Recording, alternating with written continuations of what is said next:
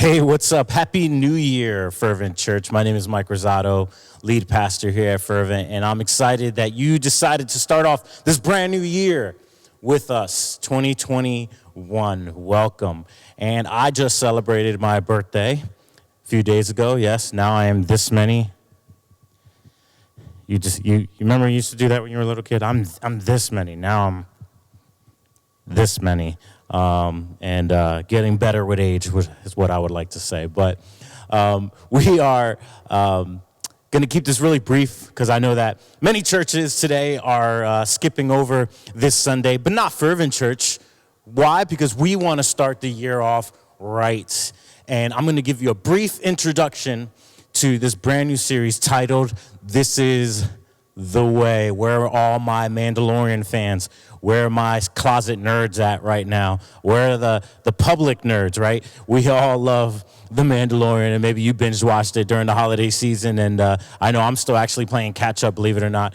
But they had this saying in this show, this is the way. And it had me thinking about, man, what if we had that same mantra where we became people of the way? Believe it or not, back in the early church, they didn't call themselves Christians. They called themselves people of the way. What way? The Jesus way. And so I want to talk about what does it mean to live the fullness of life in regards to living the Jesus way.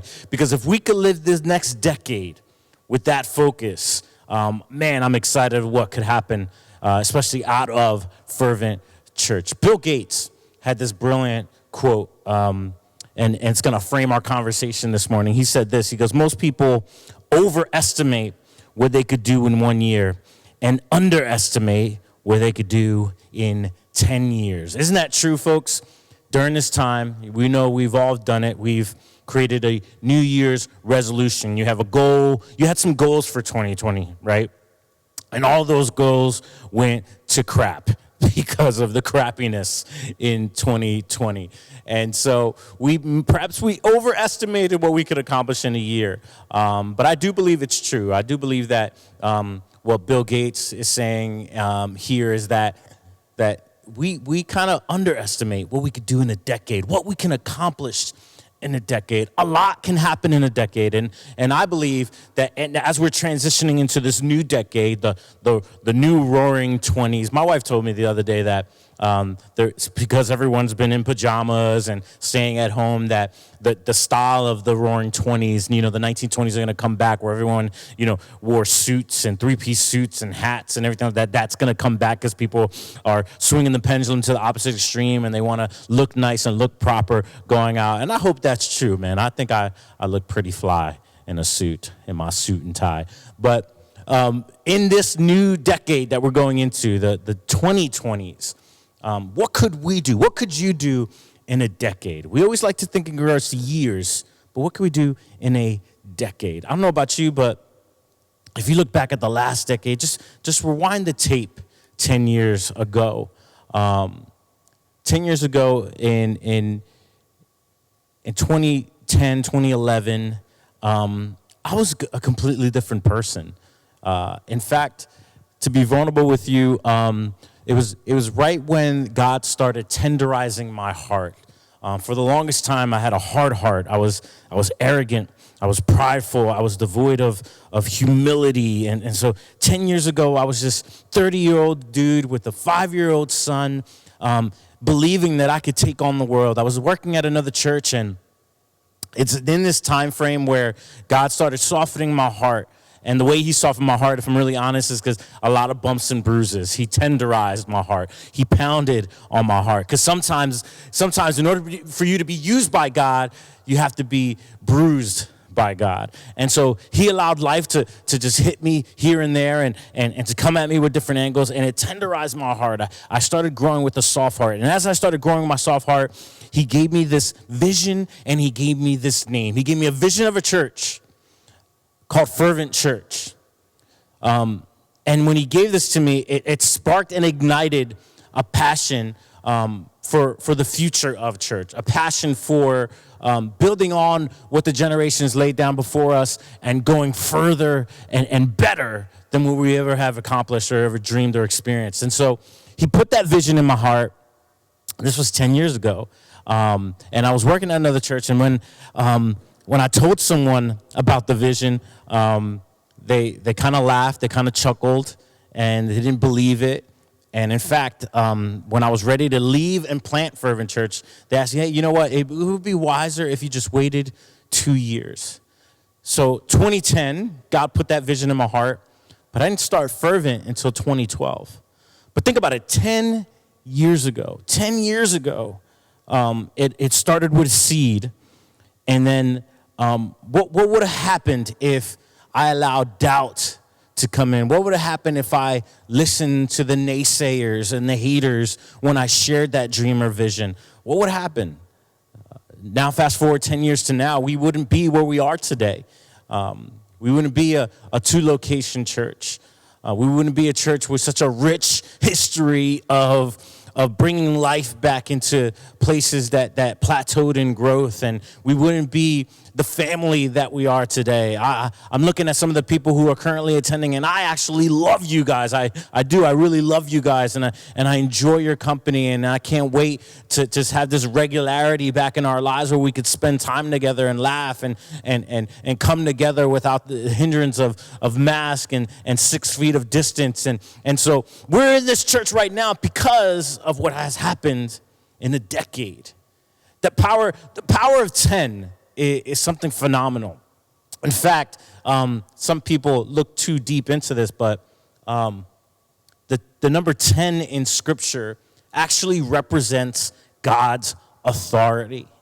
It represents God's authority. We see it where back in the day, you could read about it in Ruth, that there were 10 elders that were placed in most of the cities at the gates of Israel because it was there to establish authority. And the number 10, remember, there's 10 commandments, God's authority. And Jesus used 10 a lot. You know, he used in his parables when he talked about the 10 virgins and the 10 lepers and the 10 talents. You can read that in Matthew and Luke. And so the number 10 comes out pretty frequently. We have 10 fingers and 10 toes, right? I wonder if 10 is the reason that he utilizes the number 10 is because we could definitely count up to 10. All of us, or most of us, are able to count up to 10, right? And so 10 represents God's authority. What would happen in this upcoming decade if we really lived out this life to the fullness under the authority of God?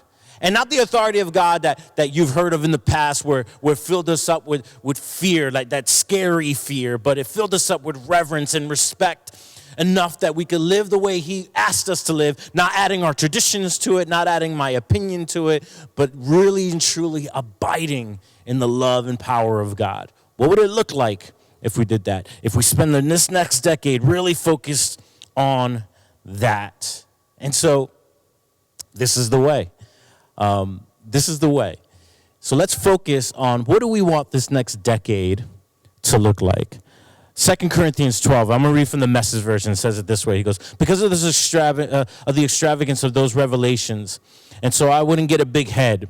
All right, this is the Apostle Paul talking to the city of Corinth, and he's talking about this thing that is living in his life. Remember I said sometimes to be used by God, you must be bruised by him. And so Paul and just his phenomenal ability to start churches and to lead people and to develop people, God gave him something.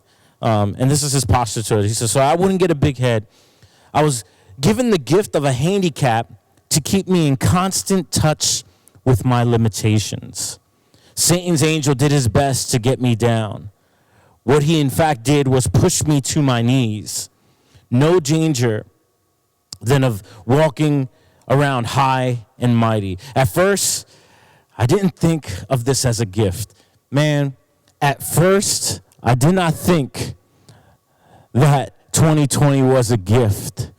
But what if we took on this posture that Paul took? He says, I didn't think of this as a gift, and beg God to remove it. I beg God to remove the pandemic. I beg God to remove my financial struggles. I beg God to remove my relationship struggles. I beg God to remove my mental struggles. But there, and Paul says, 3 times I did that. And then he told me, and this is what God told him. Then he told him, my grace is enough. It's all you need. My strength comes into its own in your weakness. Once I heard that, Paul says, I was glad to let it happen. I quit focusing on the handicap and began appreciating the gift. Woo! Let me say that again. I quit focusing on the handicap and I started appreciating the gift. It was a case of Christ's strength moving in on my weakness. Now I take limitations in stride and with good cheer. These limitations that cut me down to size, abuse, accidents, oppositions, bad breaks. Does that not summarize our year so far? I just let Christ take over. And so the weaker I get, the stronger I become. The weaker I get, the stronger I become. You know what I think, folks? I think that in order for us to really live out this new way, I think that what we need to do is start focusing on not these obstacles, but these gifts that God has given us. That the next 10 years, it could be a gift, even with all the problems that might come our way. Why? Because there are times where we confuse an avenue of promotion with a problem. Can I say that again? Sometimes we confuse an avenue of promotion with a problem. And I believe that the best way to make this decade, the decade of our lives, the decade that really puts the church and even you individually into the best position you could ever be in, is that if we just change our perspective and our attitude. Let me say that again. We need to change our perspective and our attitude. There's a great quote. I don't know who said it first, but it says, men are disturbed not by things, but by the view which they take of them. Have there been moments in your life, because of our, again, perspective and our attitude, where we say that things are hard? And the problem with hard is that hard is relative. It's a relative term. What's hard for one person isn't really that hard for another person. So let's start from there. With regards to our perspective and our attitude, that let's get rid of the terminology that this is hard, that phrasing, this is hard. What if we just said, wow, this is a gift? What if we substituted this is hard with this is a gift? That will in turn change our perspective and our attitude towards the things that are coming our way in this decade. Again, when I say perspective or perceptions even, a perception is how you receive things, how you're collecting things. It's taking possession of the information, okay, our perspective. And so we need to take possession of our doubt. We need to take possession of our questions. We need to take possession of our concerns and make sure that we have the right perspective and attitude in order to live this new way. Here's why. Because your perspective makes decisions over you. Your perspective makes decisions over you. The way you see God makes decisions over you. The way you see people makes decisions over you. The way you see your life makes decisions over you. How do you see God? How do you see people? How do you see your life? How do you see God? How do you see people?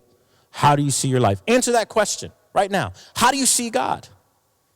How do you see other people? Are people in your life always a threat? Are you that kind of person that says, well, I'm not as lucky as everyone else? How do you see your life? Because your perspective makes decisions over you.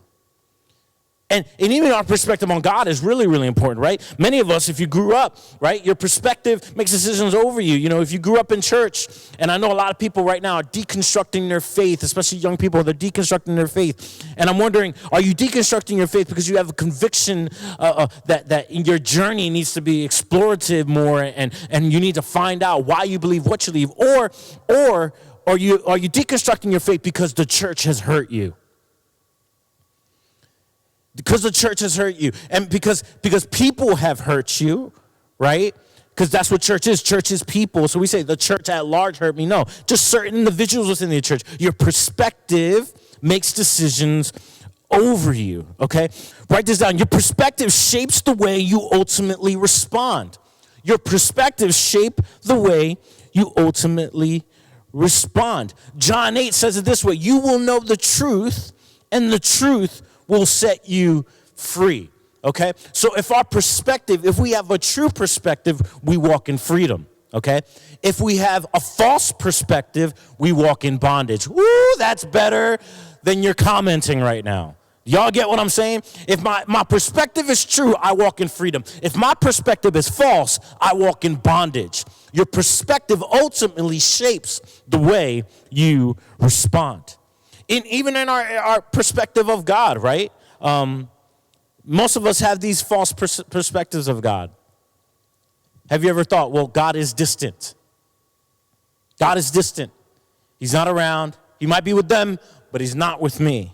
That makes decisions over you. God isn't distant. He is near to those who are brokenhearted. He is our ever-present help in time of need. Even though I walk through the valley of the shadow of death, there you are with me. Your hand will guide me. God is everywhere at all times. He is not distant. It's my perspective of him.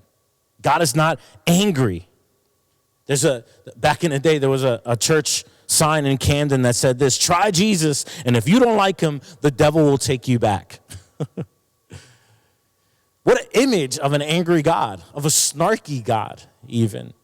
God isn't angry. Maybe does he get angry? Absolutely, but he's not an angry God. Remember, your perspective ultimately determines how you respond. God is not disappointed or unhappy. God is not religious and boring. Come on. These are all things that, me included, we've all felt. God is not limiting. He's not interested in limiting you. He's not interested in keeping you a small person. He's not interested in capping you everywhere you go. He's not a limiting God. In fact, he wants you. Jesus told us that we will do even greater things. He is not a limiting God. We need to change our perspective on the matter. And not only that, we need to change our attitude. Sometimes we could be so right. We could be so right in our perspective. We could be so right with the truth. We could be so right with the facts. But you know what hijacks us being right is our attitude. Because with a bad attitude, we could be so right yet so wrong because of our attitude towards life. I think because of our attitudes, and I'm going to talk about this later, because of our attitudes in this series, I'm definitely going to dig deeper into this. Because of our attitude, I think sometimes people in the church can be so petty. Yes, I said it, petty. Petty because of our attitude. Our attitude is important, and here's why.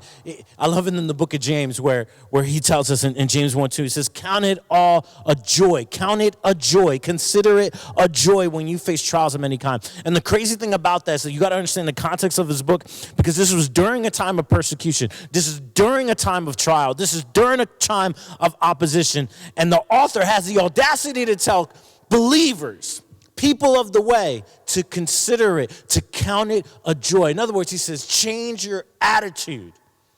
Because what good is it if you have a good perspective if it does not followed with a good attitude, okay? So why is perspective and attitude important? I'm glad you asked. Number one, it's important because I've watched this happen too many times, that you can be moved but never change your position.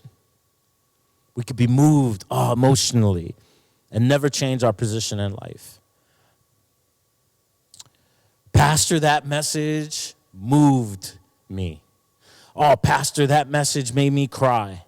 Oh, Pastor, oh man, I remember this and I remember that. And we could have experiences. I've seen it happen so many times, and it really does break my heart. People have these powerful encounters with God, or what it seems to be powerful encounters with God. One Sunday they could applause the message, and then the next Sunday they could come with criticism and harsh attacks. And that's not me playing the victim card. That's just me giving you the honest assessment that there are times that we could be so caught up in our emotions that we could be moved, quote unquote moved, but never change our position. Again, I said this last week, And I'll say it again. What's the point of memorizing scripture if we forget how to act?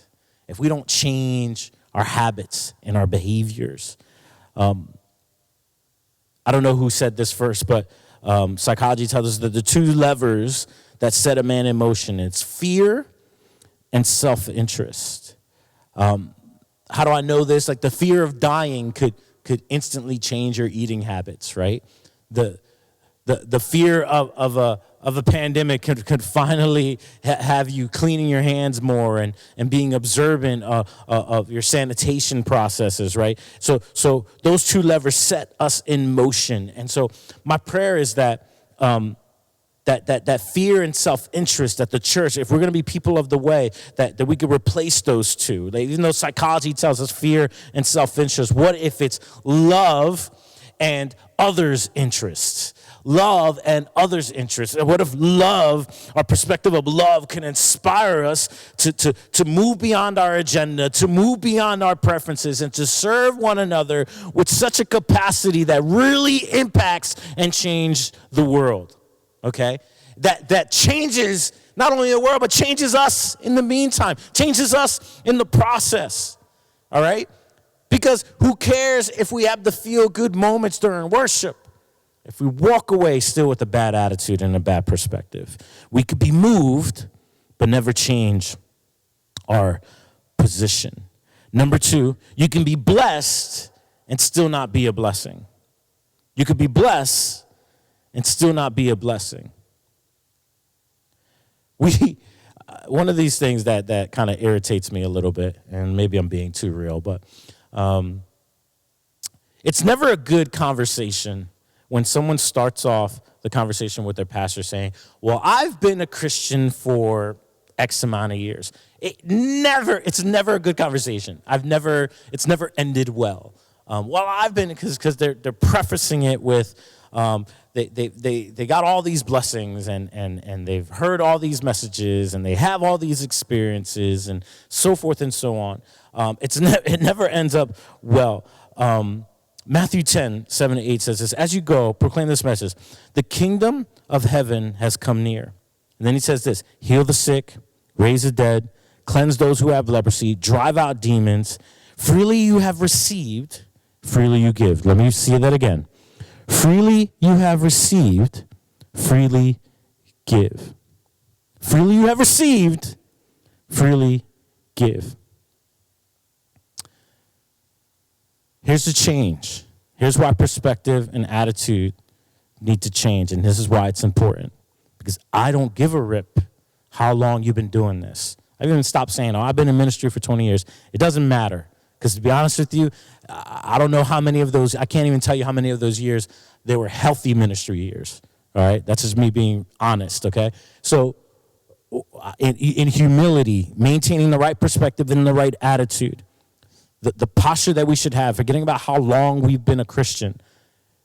But what if we switched it up to say this, okay, what have I received? Because this is what Jesus said, freely you have received, freely you give. So he says the kingdom of God is here. So he says, hey, go, heal the sick, raise the dead, do these great things, cleanse those who have leprosy, drive out demons. Freely have you received. Why did he tell them that? He told them that because these are the things that they sat front row receiving. They sat front row. Some of them probably received those healing, right? Receive that prayer. And so he says, freely, as much as you've been given, you need to give. In other words, as much as you've been blessed, now it's your turn to go be a blessing. So in other words, I'll say it this way. Whatever God has done for you, he wants to do through you. Whatever God has done for you, he wants to do through you. So it doesn't matter how many years you have invested. It's how many of those years has God gotten a good return of investment? How many years, whatever you've received, if you received healing, if you received words, are you giving those words? Not in pride, not in a way that's like show-offy, but in a way that's through humility. Since you've been blessed, now you want to return and be a blessing. Is anybody getting this today? All right? And so if you received it, now you need to give it. Give and it will be given unto you. Luke 6:38 says this. Give and it will be given unto you, a good measure, pressed down, shaken together, and running over will be poured into your lap. For with the measure you use, it will be measured to you. The measure you use, it will be measured to you. Okay, so notice it doesn't even talk about amount. It just talks about the measure of it. Okay, so if you've been blessed greatly, then you need to be a blessing to others greatly. If you've been given generously, then you need to be generous. If people have trust you, be trustworthy. If people have cared for you, be caring to others. Take inventory on the way God has blessed you and turn around and bless others. Again, it's perspective and attitude. Number 3, without perspective and attitude, you can wait and still not be patient. You can wait and still not be patient. There are going to be times in this upcoming decade where you have to wait for certain things. And I know I'm an impatient person. That is my Achilles heel. That is the cross I need to bear. That is my flesh. When it's wild and out of control and out of pocket, that is the number one place I need to really, really, really crucify and destroy that monster almost on a daily basis is my level of impatience. My level of impatience leads me to be insatiable. My level of impatience leads me to be tempted almost every single day to be rash and to rush. But I need to crucify that. And there are times where I'm waiting and I could still be impatient. And I could still wrestle with that inside. And here's what I know. That your character and integrity is based on your perspective of God. Your character and your integrity is based on your perspective of God. And so, you might have heard that integrity is who you are when no one is looking. But the truth of the matter is God is everywhere at all times. So God always sees you everywhere you go. He is always looking.